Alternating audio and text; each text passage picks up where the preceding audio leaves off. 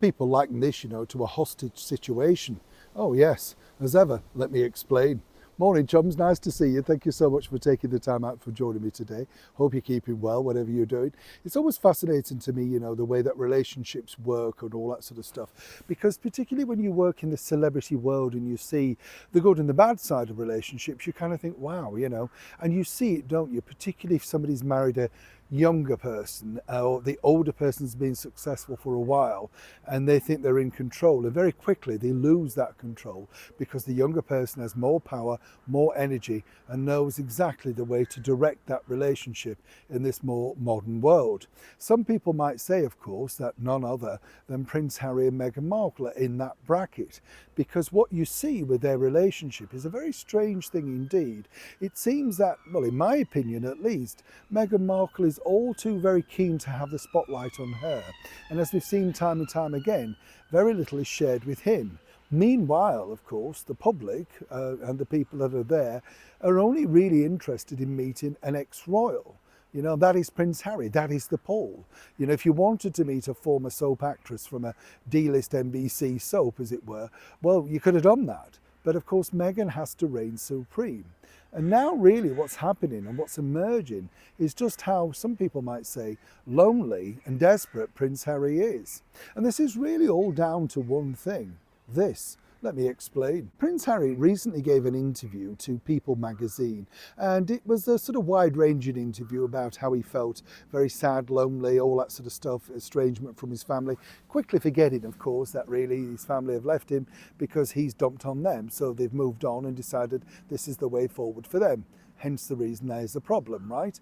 But of course, what you found was the fact that, in that particular interview, once again, Harry had to discuss just how, well, difficult it is for his wife, Meghan Markle. Why is everybody attacking her?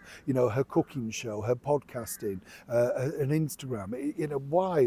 Because she's such a nice person. Well, in Harry's eyes, I'm sure she is, and I'm sure she has friends who feel like that. But when you look at the two sides of the coin, they don't always correlate, you see, do they? You see, take this particular memory. If you remember last year, Meghan took to the stage, naturally clutching a microphone, and pointed out to many people that the reason why she married Prince Harry was because he was smart. He didn't exactly say anything smart and he looked slightly bewildered, but suddenly Meghan decided to throw him a rather strange compliment, which you wouldn't necessarily think was normally her forte. Why? Well, when you look at it, time and time again, if you look at a couple who are supposed to be together and very much a unit, as Meghan pointed out when she was sitting down with Drew Barrymore on that ill-fated daytime TV chat. And she said, if you remember Drew Barrymore, you two guys are very hot for each other. Oh yes, we are, said Meghan. But you wouldn't really believe that, because if you think about it, Harry's spoken about his mental health and the fact that he gets nervous in certain things, that he's not always as confident as he seems, and you would have thought that Meghan might have stood by him and supported him. But not really. You see, time and time again, on one of the biggest events, some might say, of his historical life, the coronation of his father, King Charles, Meghan couldn't come because she was making a lemon drizzle cake for her son Archie, right? And then, of course, there were other things, certain events, church events, that no, she couldn't go to that.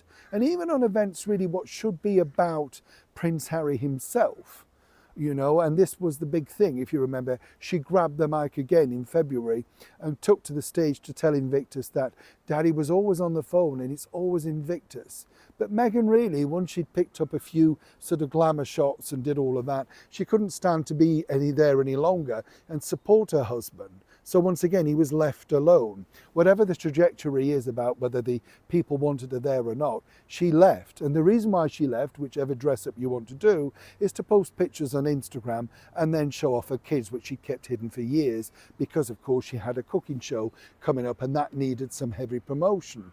So all of this is very much one-sided, and as a source pointed out to me, who worked with Meghan and Harry for a short period actually inside Archewell, he's a nice guy when you get him in the right moment, but he becomes tense, agitated and very concerned the moment his wife enters the room for fear of getting things wrong. Either way, it does look like it's a one-sided story. And more importantly, I do believe, for Prince Harry, he has to say these things, and in particular in print.